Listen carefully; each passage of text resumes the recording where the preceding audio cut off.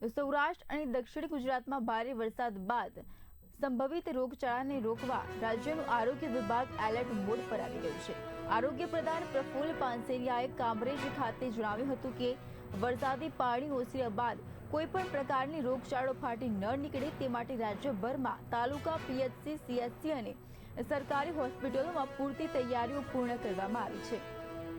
દરેક આરોગ્ય કેન્દ્ર પર જરૂરી દવાઓનો પૂરતો જથ્થો ઉપલબ્ધ કરાવવામાં આવ્યો છે અને અસરગ્રસ્ત વિસ્તારો દવાઓનો છંટકાવ પણ કરવામાં આવશે।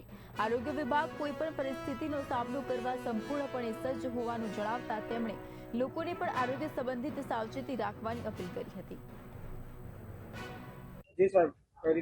ગુજરાતના સુરત, નવસારી, વલસાડ અને આજુબાજુના અનેક જિલ્લાઓમાં મુશળધાર વરસાદ પડ્યો છે। એ જ રીતે સૌરાષ્ટ્રમાં અમરેલી અને આજુબાજુના વિસ્તારમાં ખૂબ જ વરસાદ પડ્યો છે। ત્યારે રાજ્યના આરોગ્ય વિભાગે સંપૂર્ણપણે તૈયારી કરી છે।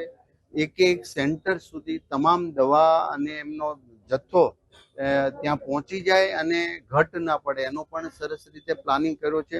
પાણીજન્ય રોગો, પૂર પછી પાણીજન્ય રોગો થવાની ખૂબ જ સંભાવના રહે છે, એની પણ ખૂબ ગંભીરતા લઈ આરોગ્ય વિભાગે સંપૂર્ણપણે તૈયારી કરી છે। એટલે ગુજરાતના એક પણ ગામ કે એક પણ સેન્ટરની અંદર જે પ્રાથમિક બેઝની કોઈ પણ દવા ઘટે નહીં અને ઘટતી છે પણ નહીં, આવો બેસ્ટ પ્લાનિંગ આરોગ્ય વિભાગ ગાંધીનગરથી મીટિંગ કરીને સંપૂર્ણપણે પૂર્ણ કરવામાં આવ્યો છે।